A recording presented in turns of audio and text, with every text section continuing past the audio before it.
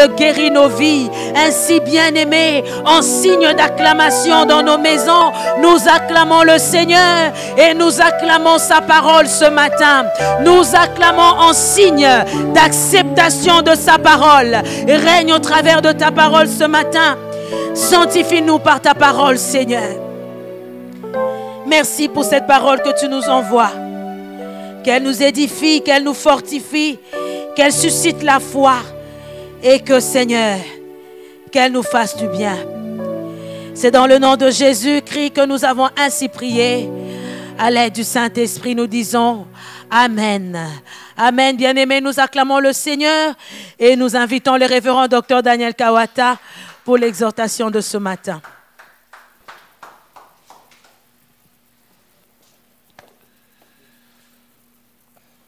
Oui, je crois que tu peux continuer à acclamer le Seigneur. Hein? Nous l'acclamons toujours.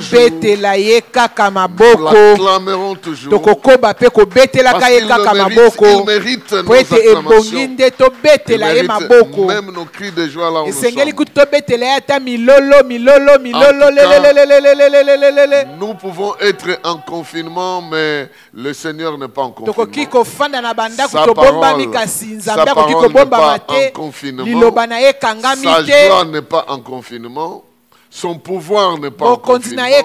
Son autorité n'est pas en confinement. Il est capable de faire tout ce qu'il décide de faire. Et il est en mesure de réaliser ce qu'il peut réaliser. Alors, bien-aimés dans le Seigneur, nous sommes en train de poursuivre nos séries d'enseignements sous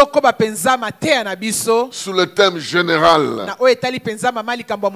qui démontre que Dieu est avec nous. Il va abaisser l'ennemi lui-même. Depuis le début de notre année, le Seigneur pose la question à ton adversaire. Qui es-tu, grande montagne? Qui es-tu, grande montagne? Devant Zorobabel. Tu seras aplani. Parce que c'est une année où Zorobabel doit réaliser des choses que Dieu a prévues. Donc déjà depuis le début, Dieu t'a préparé que tu vas avoir une mission de réaliser quelque chose dans cette année. Ce sont des choses qui vont mériter l'acclamation. Mais tu le feras par la grâce.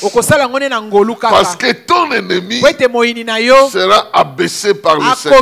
Nous sommes déjà en train de vivre ça. Et laisse-moi te dire, malgré l'ennemi qui s'élève, il sera abaissé. Ce n'est pas toi qui vas l'abaisser, mais le roi des rois, le Seigneur, il va l'abaisser. Nous sommes alors pendant la semaine après la Pâque.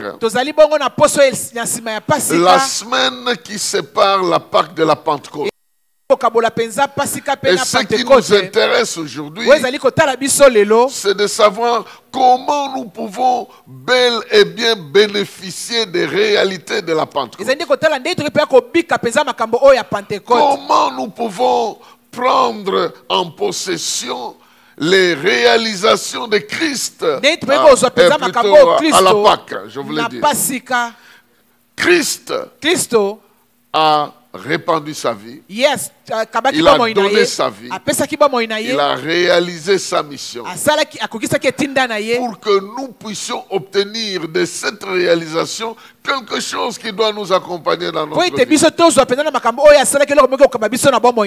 Et comment bien profiter de ces choses-là. Et quelles sont ces grandes choses que Dieu a prévues pour nous? Nous avions déjà commencé à parler de ça depuis le dimanche passé. Notre thème d'aujourd'hui, nous allons puiser ça dans Galates, chapitre 4. Nous lisons les versets 1 à 7. Galates chapitre 4, versets 1 à 7. Il est écrit ceci. Galates chapitre 4, versets 1 à 7. Je suis dans la Bible du Semeur. Il est écrit ceci. Illustrons ce que je veux dire. Aussi longtemps que l'héritier est un enfant, il ne diffère en rien d'un esclave, bien qu'il soit le propriétaire de tout le patrimoine. Il reste soumis à l'autorité des tuteurs et d'intendants jusqu'au terme fixé par son père. Nous aussi, lorsque nous étions des enfants, nous étions de même asservis aux principes élémentaires qui régissent la vie dans ce monde. Mais lorsque le temps fixé par Dieu est arrivé, il a envoyé son fils, né d'une femme, et placé par sa naissance sous le régime de la loi, pour libérer ceux qui étaient soumis à ce régime. Il nous a ainsi permis d'être adoptés par Dieu comme ses fils. Puisque vous êtes bien ses fils, Dieu a envoyé dans nos cœurs l'esprit de son fils qui crie Abba, c'est-à-dire Père. Ainsi donc, tu n'es plus esclave, mais fils. Et puisque tu es fils, tu es héritier des biens promis grâce à Dieu. Je pense que là où tu es, tu déclares Amen. Nous avons déjà vu que Christ est l'Amen de Dieu. Et que dire Amen à la parole est une façon de prendre possession de cela. Notre thème de ce dimanche, il est temps de prendre possession de ton héritage en Christ. Il est temps de prendre possession de ton héritage en Christ. Je dis bien il est temps. Pourquoi il est temps? Je vais donner 3 raisons. Non, une seule raison pourquoi il est temps. Et je vais donner 2 explications comment tu peux entrer en possession de cela. Il est temps que tu entres en possession. Ce que Dieu a promis pour toi. Pourquoi il est temps? Parce que c'est la parole qu'il proclame ce temps. La parole de Dieu nous précise que nous vivons dans des époques bien déterminées. Et chaque époque a ses réalités. Nous ne sommes plus à l'époque d'Adam dans le jardin d'Éden. Nous ne sommes plus à l'époque d'Israël en Égypte. Nous ne sommes plus à l'époque d'Israël dans le désert. Nous ne sommes pas à l'époque d'Israël en exil. Nous sommes à une époque où Jésus est mort. Il est ressuscité pour nous redonner ce que Dieu avait prévu pour nous. Nous sommes à cette époque-là. Le monde vit des situations qui changent tout le temps. Pendant ce temps, sur la planète, nous sommes à une époque complètement influencée par une pandémie. Ce temps ici est influencé par une pandémie. L'économie est influencée, la vie sociale est influencée, la vie familiale est influencée, le travail est influencé, même les rassemblements sont influencés pendant ce temps ici. Et puis cette époque va passer. Nous entrerons dans une autre époque aussi. Mais spirituellement parlant, nous sommes dans une époque où Jésus est mort et il est ressuscité. Donc les temps et les circonstances sont influencés par sa mort et sa résurrection. Premièrement, c'est la Bible qui proclame cela. Le passage que nous venons de lire nous fixe déjà en nous donnant une illustration, une image. Il dit que Un enfant qui est héritier à une certaine époque, cet enfant-là mène la vie d'un esclave. Mais quand l'époque change, l'enfant qui est héritier, mais qui passait une époque où il ne peut pas entrer en possession de son héritage à cause des conditions fixées par le père. Dès que cette époque passe, l'enfant entre dans l'époque légale et légitime de prendre possession de ce qui est à lui. Bien aimé, l'image est très forte. Et le Seigneur est en train de nous apprendre que selon le plan de Dieu, nous étions comme des héritiers esclaves. Aussi longtemps que Jésus n'était pas encore venu, plusieurs choses n'étaient pas en mesure de nous être accordées parce que nous étions sous un régime de la loi.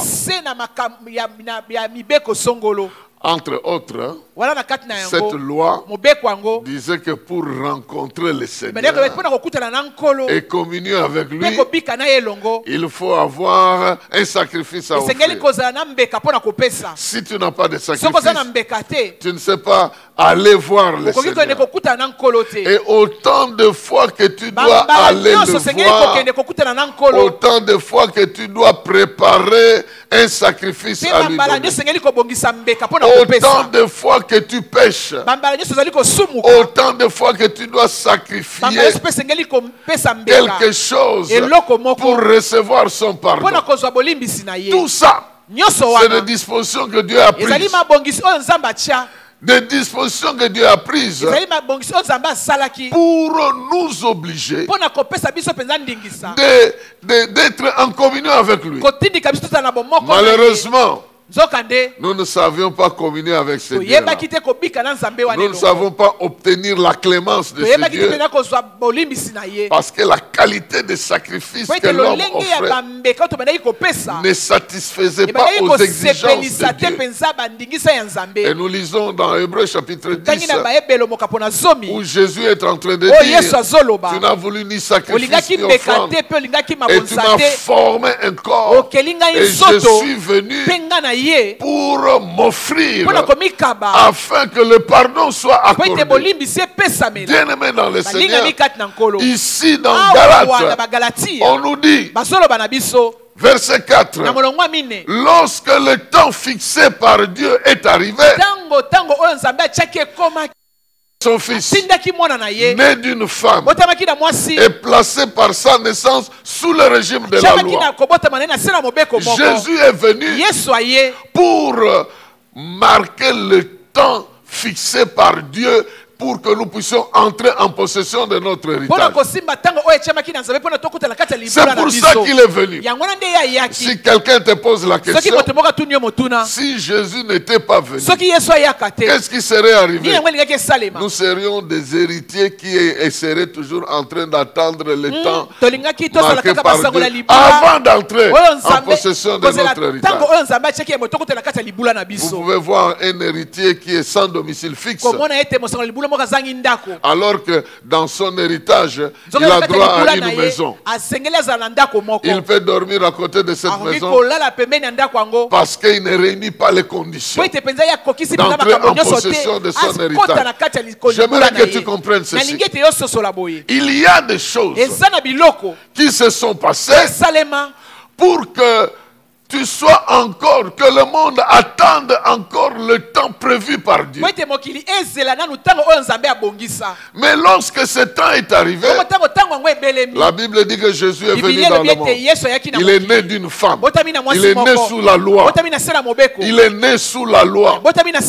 Et voici, bien aimé dans le Seigneur, il est né comme tout le monde sous la loi.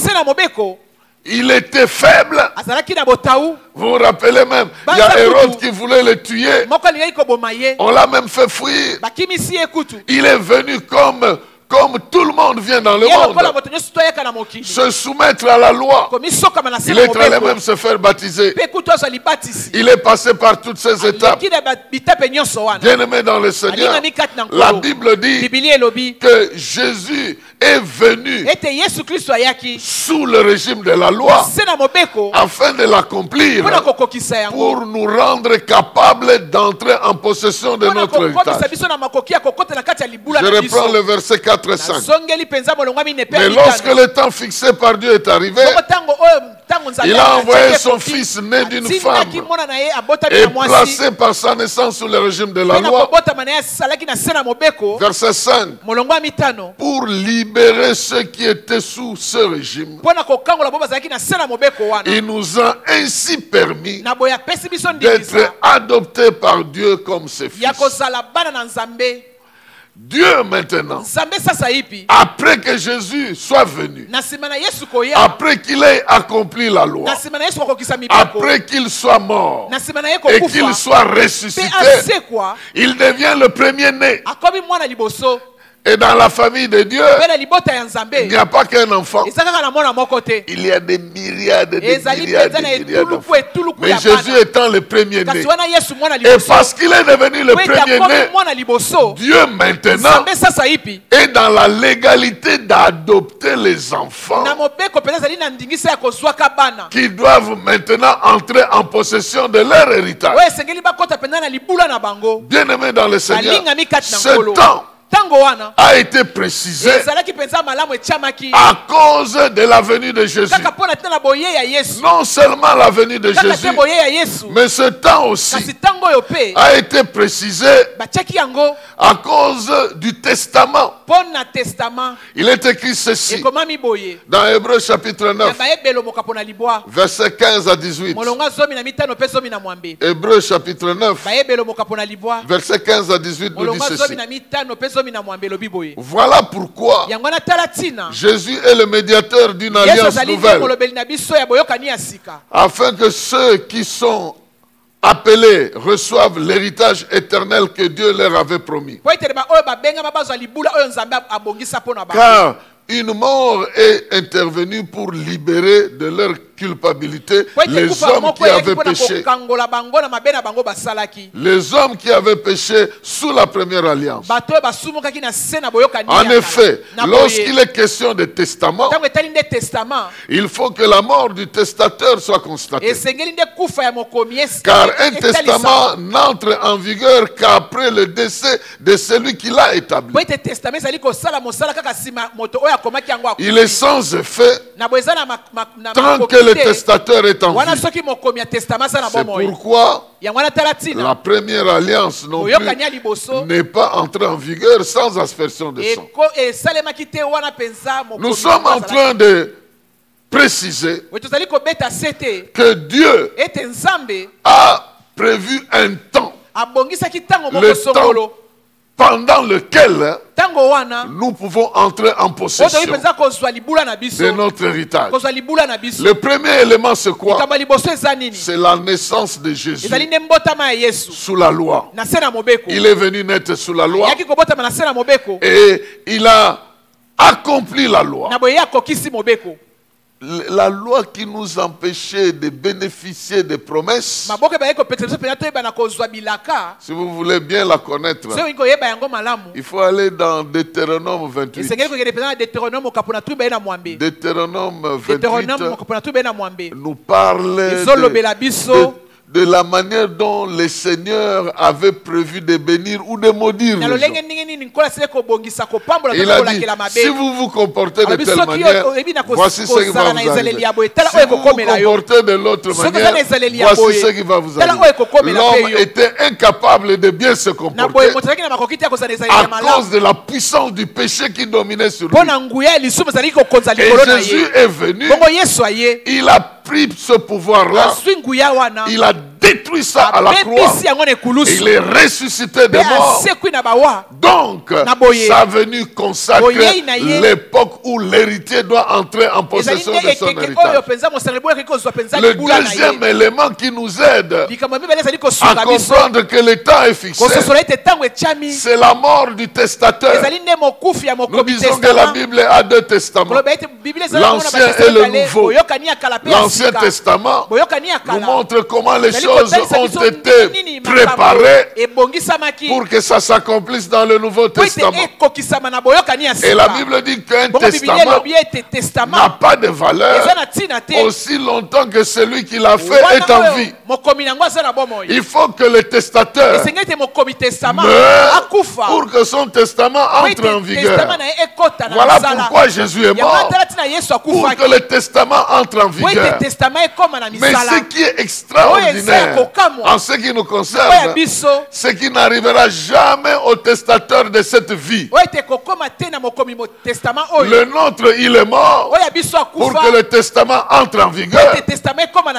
Mais il est aussi ressuscité pour se rassurer que chacun doit avoir sa part dans le testament et dans l'héritage. Est-ce que vous avez déjà vu dans ce monde un papa qui laisse le testament et puis après quelques jours il revient à la vie? Imaginez-vous un tel papa qui revient à la vie pour se rassurer si on a respecté, si ses grands frères, ses petits frères, ses grandes sœurs ont respecté le testament vis-à-vis de ce qu'il a. Plusieurs seraient déçus de voir que leur volonté n'a jamais été acceptée, n'a jamais été respectée. Mais Jésus est mort pour que le testament entre en vigueur. Mais il est ressuscité et il vient vivre en nous pour nous rassurer que ce qu'il a prévu pour nous est effectivement ce que nous sommes en train de vivre. Bien-aimés, sa mort et sa résurrection nous donnent le droit d'entrer en possession de ce qui est en nous. Mais comment nous pouvons entrer en possession? Je vous ai donné la première réponse, que le temps est accompli parce qu'il a été proclamé. Jésus est venu et il est mort. Il est venu pour résoudre le problème de la loi et nous représenter devant le Père. Et il est mort pour que son testament soit en vigueur. Voilà, maintenant nous sommes dans le droit. Mais comment nous pouvons arriver à entrer en possession de notre héritage? La condition fondamentale que la parole de Dieu nous donne, c'est que nous devons d'abord nous débarrasser des anciens administrateurs, de ceux-là qui nous dominaient avant, de ceux-là qui nous géraient avant, parce qu'ils ne vont pas nous laisser tranquilles. Mais qui sont ces rudiments du monde dont la Bible parle? Dans Galates chapitre 4 que nous venons de lire, le verset 1 et 2 nous dit ceci.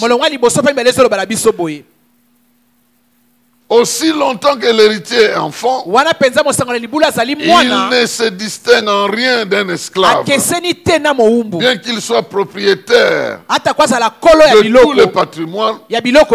Verset 2, il reste soumis à l'autorité des tuteurs et d'intendants jusqu'au terme fixé par le Père. Il reste soumis à l'autorité des tuteurs jusqu'au temps marqué par le Père. Oui, mais qui sont ces tuteurs? Qui sont ces tuteurs qui gèrent notre vie? Je vous ai parlé de la loi. La loi est parmi les tuteurs qui nous gèrent. Qui nous gèrent. Si nous restons sous la loi, nous serons toujours gérés par cette loi. Mais avec la loi, il s'est développé un certain nombre de choses qui sont venues avec la loi. C'est ce qu'on appelle les traditions des hommes, les principes des hommes, la loi de Dieu, elle n'était pas la seule. Les hommes ont aussi fabriqué d'autres lois. Et ces lois-là ont été édictées dans nos familles, dans nos tribus, sont devenues, font partie de nos coutumes. Donc, nous avons vécu un certain nombre de lois qui sont encore en vigueur, mais de la part, pas de Dieu, mais des hommes. La loi que Dieu a mise en place, Jésus l'a accompli. Mais la loi des hommes, c'est nous qui devons nous en débarrasser. Les hommes ont imposé des lois. Si vous allez dans des tribus, vous allez trouver telle nourriture. La femme ne peut pas toucher. À telle heure, il ne faut pas balayer la maison. Parce que si tu balayes la maison, tu chasses les enfants. À telle période, il ne faut pas dormir à côté comme ça. Il y a plein de principes. Et beaucoup de gens respectent ça. Certains vont même jusqu'aux produits. Est-ce que vous voulez dominer votre mari? Prenez ce produit, mettez-le dans la main. Ça, il va vous aimer. Est-ce que vous voulez que les filles vous cherchent? Prenez ce produit-ci et mets ça un peu sur le corps. Quand tu passes comme ça, elle va te suivre. Les hommes ont mis en place une série de lois pour pousser les gens à obtenir quelque chose. Les autres même dit pour entrer en contact avec Dieu, il faut se concentrer 1000 fois, prendre une position, vider son esprit. Et là alors vous allez des pratiques psychiques qui amènent les gens à chercher Dieu à leur manière. Ce sont aussi ces lois-là. Parce que quand Jésus est mort, il a détruit toute forme de puissance étrangère afin que nous soyons libres de communier avec Dieu. Les rideaux du temple étaient déchirés et la communion avec Dieu est directe. L'apôtre Paul, dans Colossiens, chapitre 2, verset 8 à 10, nous dit ceci. Colossiens chapitre 2, verset 8 à 10. Veillez à ce que personne ne vous prenne au piège de la recherche d'une sagesse qui n'est qu'une tromperie et illusion, qui se fonde sur des traditions humaines, sur des principes élémentaires qui agissent la vie dans ce monde, et non sur Christ. Donc il y a toutes ces traditions-là qui sont fondées sur les principes des hommes. Tu vas aller, on dit, ah, cette femme ne mettra pas au monde. Parce que quand elle était enfant, on ne l'avait pas lavée dans une telle eau. Quand elle était enfant, ses parents n'ont pas donné ceci à un oncle qui était mécontent. Il y a tout un tas de règles qui circulent derrière certaines histoires. Je me rappelle d'une sœur qui n'avait pas d'enfant. Et puis elle vient me dire que je suis sûr que je ne mets pas au monde parce que mon mari n'avait pas fini la dot.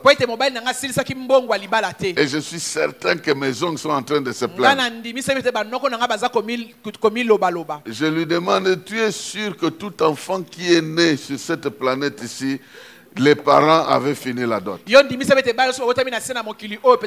enfants qui sont nés sur cette planète, chaque enfant qui est né, ses parents avaient fini la dot.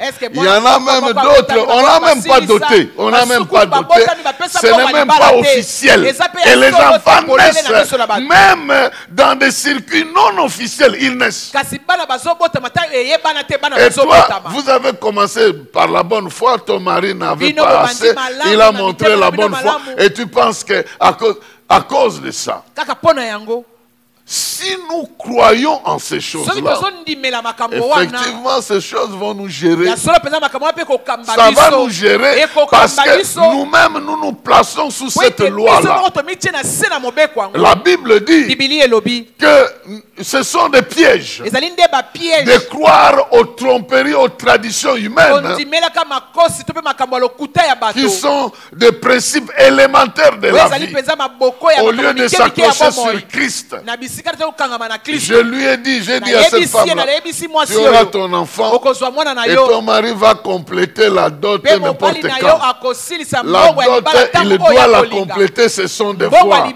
Mais l'enfant n'attendra pas sa prouver. Et quand je le vois aujourd'hui avec des grands enfants, je pose toujours la question si la dot a été...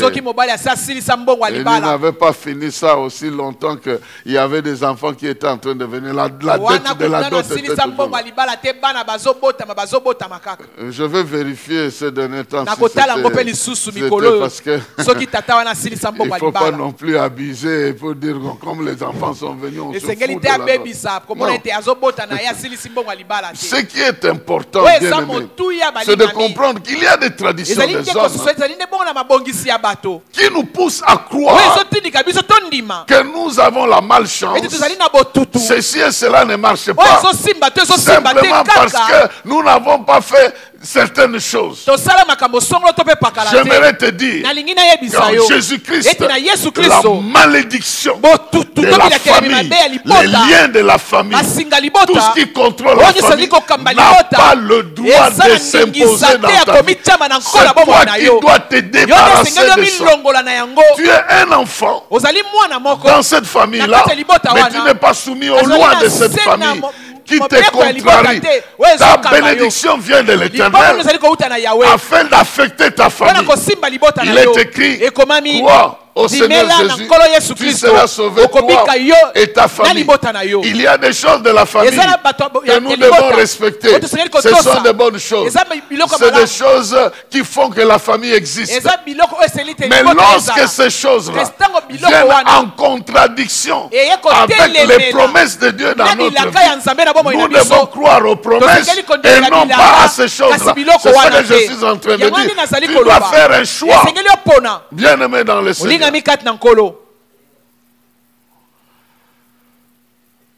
Je parlais avec un couple. Ils avaient de très sérieux problèmes. La femme s'est comportée d'une manière qui n'était pas acceptable.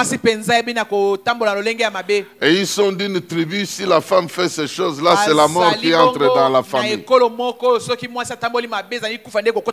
Alors le frère me pose la question.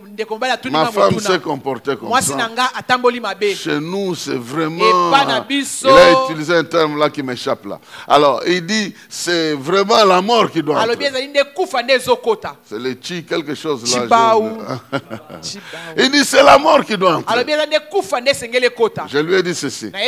Si tu lui pardonnes, la mort n'entrera pas. Si tu lui pardonnes. Mais si tu veux suivre ces histoires, effectivement la mort entrera. Mais si tu lui pardonnes et tu bloques la mort, elle ne viendra pas. Ça c'est un exemple que je donne.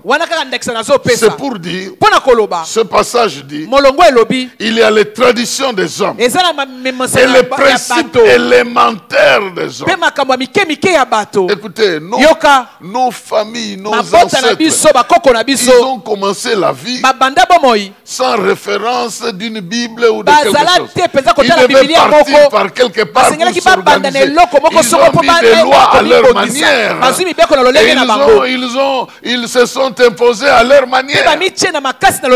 On ne leur en veut pas pour certaines lois. Mais nous ne sommes pas obligés de nous soumettre à certaines de ces lois lorsque ça vient entraver notre vie avec Dieu.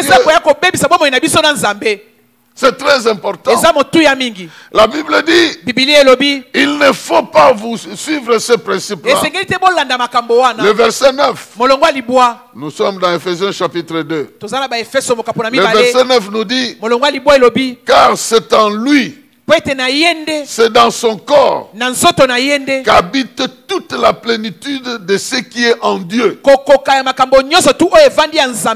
parle de Christ. Et par votre union avec lui, vous êtes pleinement comblés. Car il est le chef de toute autorité et de toute puissance. Donc en Jésus-Christ, nous sommes comblés de tout ce qui est divin. Pas ce qui est humain, mais ce qui est divin. Déjà c'est notre droit.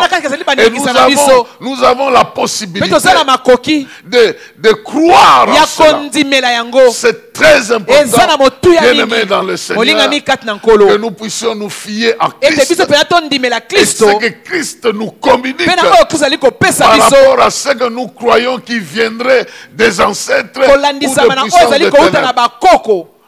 Alors, à partir de ce moment, nous savons que le temps est accompli. Le temps est accompli parce que Christ est mort, il est ressuscité, le testament est là. Alors nous devons nous débarrasser de notre ancienne manière de croire. Je dois maintenant comprendre que ma vie doit être influencé par ce que Christ me dit et non par ce que je connaissais avant. Je vous donne l'exemple de Pierre. Et nous parlerons de ça un autre jour. Comprendre les Écritures. Et Pierre était un pécheur. Il pêchait les poissons. Il était un pêcheur de sa profession. Donc il connaissait bien l'eau. Il connaissait bien l'eau. Mais le jour où il voit Jésus en train de marcher sur l'eau, Jésus lui dit, viens. Il doit enlever sa manière de comprendre l'eau comme avant. Il devait changer sa manière de voir les choses. Même s'il était pécheur expérimenté. Mais ici, il ne dépend pas de sa tradition. Il ne dépend pas de ses anciennes habitudes. Il dépend d'un ordre que Jésus lui donne. Même si ça ne marche pas par rapport à sa manière de vivre dans le temps. Il doit obéir à cette parole pour qu'il soit en mesure de résoudre le problème. Il a marché sur l'eau. Mais avant, il n'avait jamais fait ça. Dans sa tradition, il devait avoir la pirogue. Mais maintenant, il n'a pas la pirogue. Il a la parole. À la place de la pirogue, il a la parole. La parole l'a fait marcher. Aussi vrai que la pirogue le faisait marcher. Nous aussi, nous abandonnons les pirogues, les anciennes méthodes. Nous nous attachons à Christ. S'il nous dit crois, je crois. Et le temps est venu où il te dit, même de coronavirus, tu es guéri. Je n'ai pas besoin de me sentir guéri. J'ai simplement besoin de croire. Parce que maintenant, je suis dans une époque où je vis de la parole. Et je crois en la parole. Et la parole dans laquelle je crois devient une réalité dans ma vie. Premièrement, le temps a été proclamé. Deuxièmement, il faut se débarrasser des anciennes traditions. Troisièmement, il faut comprendre comment fonctionne le testament. Il faut comprendre comment le testament fonctionne. Il y a deux passages que nous allons lire. Le premier, nous l'avons déjà lu, mais nous le relisons ici. Hébreux chapitre 9, versets 15 à 18. Il est dit ceci. Voilà pourquoi Jésus est le médiateur d'une alliance nouvelle, afin que ceux qui sont appelés reçoivent l'héritage éternel que Dieu leur avait promis. Car une mort est intervenu pour libérer de leur captivité, de leur culpabilité, les hommes qui avaient péché sous la première alliance. En effet, lorsqu'il est question du testament, il faut que la mort du testateur soit constatée. Car un testament n'entre en vigueur qu'après le décès de celui qui l'a établi. Il est sans effet tant qu'il est en vie. Quelqu'un dit Amen. Amen. La Bible nous apprend que Jésus est venu et il a inauguré un nouveau testament. Et ce testament-là, le verset 15 nous dit, il est dans le cadre d'une nouvelle alliance. Cette alliance-là a été faite pour que nous puissions avoir l'héritage éternel que Dieu nous avait promis. Donc dans le testament, nous avons des promesses qui sont notre héritage. Voilà, bien aimé dans le Seigneur. Le premier problème, c'est que nous devons comprendre que notre héritage fonctionne sous forme de promesses. Ce n'est pas des biens tangibles, c'est des promesses. Alors, tu vois, dans le monde physique, on nous donne un héritage physique. Mais dans le monde spirituel, notre héritage n'est pas physique. Notre héritage est spirituel. Et il nous est donné sous forme de promesses. Donc, pour que nous puissions entrer en possession, nous devons comprendre comment fonctionne cette promesse-là. Elle fonctionne par la foi. Elle fonctionne par la foi. Et nous devons comprendre que la promesse restera promesse jusqu'à ce que je la reçoive comme un bien personnel et que je la mette en pratique. Ici, la notion de la compréhension est très importante. Parce que quand Jésus est ressuscité, il a vu ses disciples. La Bible dit qu'il a soufflé sur eux pour leur permettre de comprendre les Écritures. Connaître, c'est une chose. Comprendre, c'est une autre chose. La compréhension est au niveau de la pratique. La compréhension est au niveau de la pratique. Tu peux connaître comment conduire la voiture en théorie, mais c'est en pratique que tu vas comprendre comment ça fonctionne en réalité. Alors ici, les promesses nous ont été données, nous les connaissons, mais pour que nous puissions hériter, nous devons comprendre comment ça fonctionne. Et ça fonctionne par la foi. Je venais de dire une de ces promesses, c'est que par les meurtrissures de Jésus, nous avons été guéris. Ça c'est la promesse. Nous la connaissons. Mais comment hériter de cette promesse-là? C'est de comprendre que je n'ai pas besoin de m'attacher à ce que j'ai l'habitude d'entendre. Je suis habitué à entendre le cri de mon corps. Je suis habitué d'entendre entendre ce que la médecine me dit. Je suis habitué à entendre ce que la tradition me dit. Je suis habitué à entendre ce que mon corps me dit. Mais maintenant, pour que j'hérite ce qui vient de Dieu, je dois laisser d'abord de côté ce que mon corps me dit et commence à mettre en pratique ce que la parole de Dieu me dit. Commence à accepter comme réalité ce que la promesse me dit. Bien aimé dans le Seigneur, cette promesse est dans un testament. Mais malheureusement, ce testament-là est sous forme de promesse.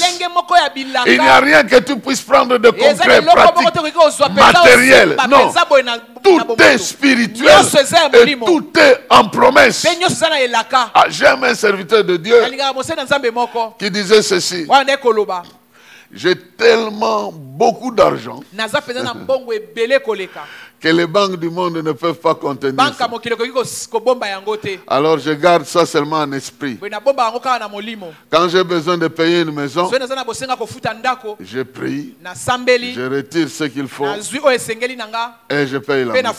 Quand il me faut ceci, une voiture, je paye, ainsi de suite. Donc il veut dire ceci, que Dieu nous a réservé un héritage qui est très grand. Ici on parle de l'héritage éternel. Mais dans notre vie, ça viendra au fur et à mesure que je peux mettre en pratique la parole. Je peux vous donner une image. Lorsque la pluie vient, la science nous dit les nuages noirs là, qu'on appelle cumulonimbus, ça peut contenir 500 000 tonnes d'eau. 500 000 tonnes d'eau. Mais pour que ça tombe sous forme de gouttes. Petit. Petit à petit. Ce qui tombe petit ici vient d'une grande réserve dans le ciel. Mais ça ne coule pas. Ça tombe comme ça, comme l'air. Mais tu sais que tu peux aussi rater ça. Celui qui met un bassinet dehors, il aura une goutte après une autre, et puis le seau va se remplir. C'est comme ça que nous on puisait de l'eau quand on était des enfants, là, on se foutait. Régie des eaux, ça ne nous concernait pas. Il y avait la pluie qui venait, ou bien on allait à la rivière. Mais maintenant tu vois, ton seau est rempli parce que tu as mis à la disposition de la grande quantité qui était là. Mais si tu ne mets pas le seau, cette grande quantité va disparaître à un moment donné. C'est venu sur la terre, mais personne n'a reçu ça parce qu'on n'a pas pris de disposition. Dieu t'a donné des promesses. C'est des promesses éternelles. Tu ne seras pas la queue, tu seras la tête. Je répète, tu ne seras pas la queue. Tu seras la tête. Tu seras la tête et non la queue. Tu seras dans la victoire et non dans l'échec. Tu marcheras dans la victoire et non dans la défaite. Dieu t'a béni de toutes sortes de bénédictions spirituelles dans le lieu céleste. Tu dois être vainqueur. Tu dois aller de l'avant. Tu dois être en bonne santé. Et tu dois prospérer à tous égards. Tout ça, c'est des promesses de Dieu. Je les répète en toi, je les proclame dans ta vie. Mais tu as besoin de les recevoir et de décider de mettre en pratique. Si je vois que ma vie ne reflète pas ce que Dieu dit, je ne vais pas me plaindre auprès de Dieu. Je devais commencer à répéter ces promesses et me mettre en tête que c'est ça que je suis. C'est ça que Dieu dit. Je suis la tête et non la queue. Même si je regarde, je vois que Autour de moi, il y a plein de gens qui ont beaucoup de moyens et que moi, je n'en ai pas. Je dirais, je suis toujours la tête. Je suis toujours la tête. Ce n'est pas ce que je manque qui fait de moi la tête. Ce que je manque, j'en ai déjà. Mais je n'ai pas encore reçu ça. Je vis dans la foi au Fils de Dieu qui m'a aimé. Ma vie que je mène, ce n'est pas la mienne. Je me connecte à Jésus-Christ. Ce qu'il a, c'est ce que j'ai. Ce qu'il possède, c'est ce que je possède. Ce qu'il vit, c'est ce que je vis. Son autorité, c'est ce que je hérite. Son pouvoir, c'est ce que je hérite. Sa vie, c'est ce que je veux réaliser. Et je n'ai pas besoin de déplorer la situation dans laquelle je suis. La promesse a été faite. Le testament est déjà établi. Mais moi, je dois comprendre qu'en tant qu'héritier, Dieu m'a adopté. Il m'a adopté. Et parce qu'il m'a adopté, j'aime toujours le dire, là on t'a adopté, il faut t'adapter. Donc tu dois t'adapter là où tu es adopté. Je crois que c'est chez nous que j'ai raconté une histoire que j'ai trouvée au Canada. Une famille m'a appelé. Il dit, nous avons fait venir cet enfant-là du village de Congo. Il ne mange pas. Il pleure tout le temps. Et nous, ça nous fait des problèmes. Est-ce que tu peux parler avec lui? J'ai retiré l'enfant à côté. Il dit, qu'est-ce qui se passe? Il dit, papa, la sorcellerie. Ah bon? Comment tu as vu la sorcellerie? Papa, il n'y a pas de braise. On m'amène des choses. Je ne sais pas comment ça vient. Je ne vois pas de braise. Je ne vois pas de feu. Je vois seulement des papa. L'enfant était sérieuse. J'ai commencé à lui expliquer. Il dit non. Ce n'est pas la braise. Même à Kinshasa, tout le monde n'utilise pas la braise. La braise, nous utilisons ça au village. Ici, ça, le feu vient autrement. Je dis oui, le feu vient autrement. Le feu vient autrement. Et je lui expliquais les histoires des plaques. Je suis entré dans la cuisine avec elle. Je lui ai montré. Et je lui ai même dit, c'est même maintenant de commencer à faire des selfies que tu es en train de préparer avec des plaques chauffantes et envoyer ça chez toi au village. Ça a changé son attitude. Elle est devenue heureuse d'être à une autre dimension. Donc moi je suis dans la dimension où les gens ne préparent pas avec la braise. Je dis oui, la braise c'est quand tous ça ne sont pas là. Oui, imaginez bien, aimé. Toi, tu étais habitué avec des fibromes, avec des microbes, avec des maladies. Quand tu étais chez toi, tu étais habitué avec les mensonges, avec les sorciers, avec les démons. Maintenant, Christ arrive. Il change tes conditions. Tu es avec les anges. Tu es avec le roi. Tu es avec les promesses du salut, de la vie. Ah, tu dois changer ta manière de raisonner et dire oui maintenant. Je peux être guéri par la foi. Donc je peux être guéri. Je suis dans un système où je peux être guéri par la foi. On me donne la parole. Tu peux marcher sur l'eau et je marche sur l'eau. Donc je ne vis pas seulement du pain.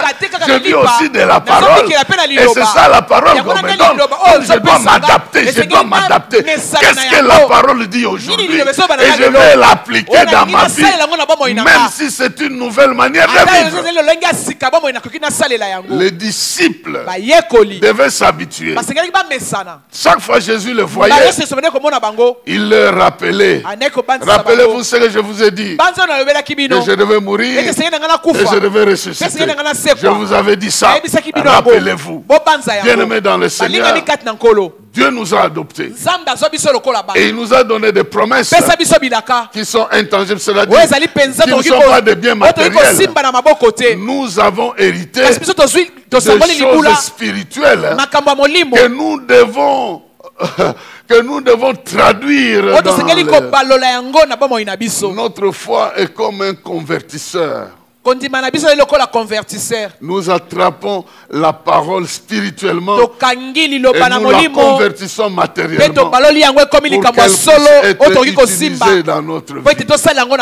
C'est pourquoi la foi, par la foi, nous avons déjà. Parce que nous avons les choses sous une autre forme.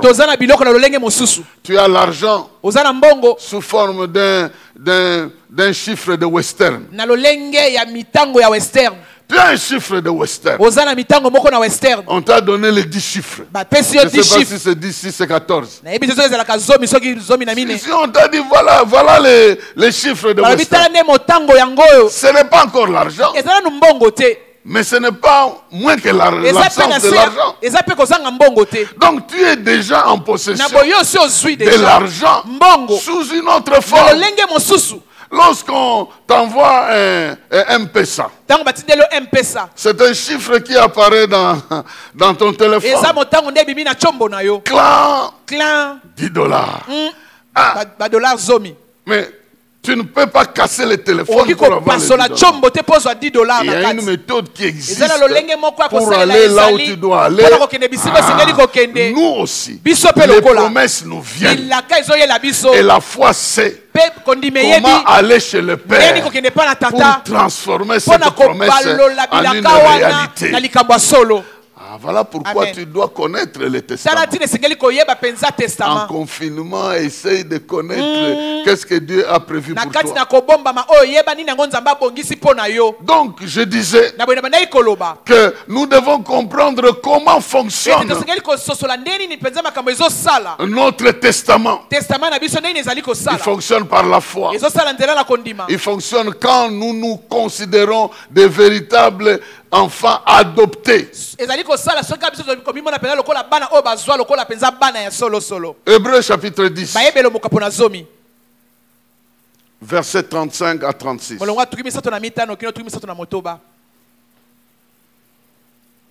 Hébreux chapitre 10, verset 35 à 36.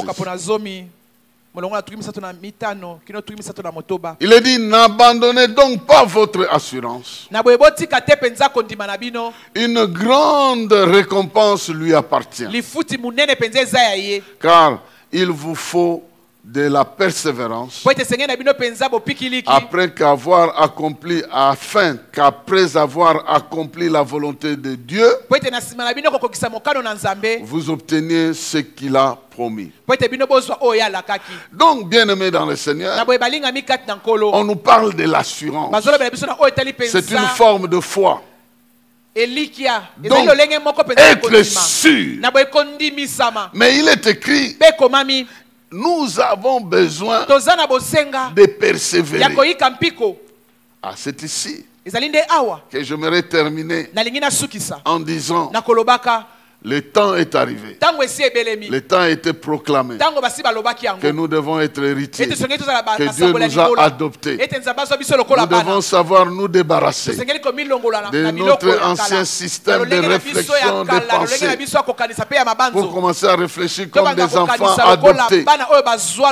Et nous devons savoir prendre possession des promesses de Dieu et les confesser comme étant accomplies dans notre vie. Mais au-delà de ça, il est écrit, nous avons besoin de persévérer. De persévérer. La persévérance ici, c'est quoi? C'est de garder l'habitude de continuer de croire. Je croirai toujours. Je continuerai à croire jusqu'à ce que Dieu me dise qu'à la place de ça, je fais ceci pour toi. Je veux continuer. On parle de coronavirus. Il y a tellement de noms, on nous dit, des gens appellent ça à leur manière. Maintenant, n'importe qui a le droit de nous parler de ça. Mais Dieu aussi nous parle de ça. Qu'il nous a guéris de ça. Qu'il nous a libérés par les meurtrissures. Il nous a dit ça une fois. Il n'a pas besoin de répéter ça. Et moi j'ai besoin de croire aujourd'hui, de croire demain, de croire le lendemain. On parlera de ça, mais moi je croirai toujours que ça ne me concerne pas. Je continuerai à croire. Je persévérerai jusqu'à la fin. Ça va disparaître. Mais chez moi, je croirai que ça n'a rien à voir. Je n'ai ni rendez-vous, ni compte à rendre, ni quoi que ce soit avec cette histoire-là. Au nom de Jésus. On va dire oui, mais c'est une pandémie. Oui, c'est une pandémie. Mais moi, en ce qui me concerne, j'ai un autre sort. Comme les anges ont dit à ces femmes-là, pour vous, ne craignez pas. Mon sort est différent. C'est ce que Dieu me dit. Je vais croire à ça.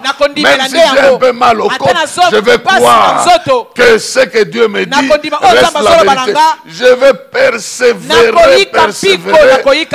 Et la Bible dit que ceux qui persévèrent finissent par recevoir ce que Dieu a promis. La persévérance, c'est le fait de garder la foi dans le temps et dans l'espace, sans jamais changer de position. Dieu t'a enlevé la peur hier. Mais les statistiques d'aujourd'hui te retournent la peur. Tu dois renverser cette peur-là et récupérer ta paix. Et garder ta paix jusqu'à la fin. C'est ça la persévérance. Parce que nous sommes dans une histoire de combat. Aujourd'hui, tu penses que ça va bien. Le lendemain, tu entends des informations. Directement, tu changes de position. Non, nous, on ne change pas de position. On garde la même position. Néhémie a dit, cette fois, on m'a posé la question. Cette fois, j'ai donné la même réponse. J'ai la même réponse. C'est non quand il s'agit de non. Oui quand il s'agit de oui. Non quand il s'agit de non. Oui quand il s'agit de oui. Bien aimé dans le Seigneur, Dieu a préparé les conditions pour que nous entrions dans ce temps. Et ce temps c'est maintenant. Ce temps c'est maintenant. Maintenant, tu peux entrer en possession de ton héritage. Parce que Jésus est mort, il est ressuscité et le testament est là. Maintenant, ton mariage est là. Maintenant, ton travail est là. Maintenant, j'ai entendu un homme de Dieu se plaindre. Il dit, mais il y a une sœur qui me pose la question sur son mariage. Il dit, mais maintenant on est d'abord confinés, non? Cette histoire-là, on verra ça après. Et c'est difficile. Quelqu'un qui pense à quelque chose, le confinement ne va pas le confiner. Vous allez voir, dès que le confinement sort, il y aura des mariages en cascade. Maintenant, ça s'est créé quand? Dans le confinement. Il a commencé à réfléchir. Je resterai comme ça. On m'a fait la demande depuis longtemps. J'ai fait des fiers pour cette demande-là. Peut-être pendant que je parle, on a déjà envoyé le message. On ne sait jamais. Il y a des circuits qui se passent là, non, ainsi de suite, tout ça. Bien aimé dans le Seigneur, je suis venu te dire, Jésus t'a offert une bénédiction, une promesse de salut, de délivrance, de bonheur, de joie, de paix, de richesse, de santé, de force et de victoire. Il te l'a donné. Tu es la tête et non la queue. Ta situation va changer. Les conditions que tu traverses vont changer. Garde ta foi. Continue à croire et à confesser la parole et à déclarer que ce que Dieu a dit, c'est ça la vérité. Et tu le verras s'accomplir. Ta santé dépend de ta bouche. Et ta bouche dépend de ta foi. Et ta foi dépend du testament.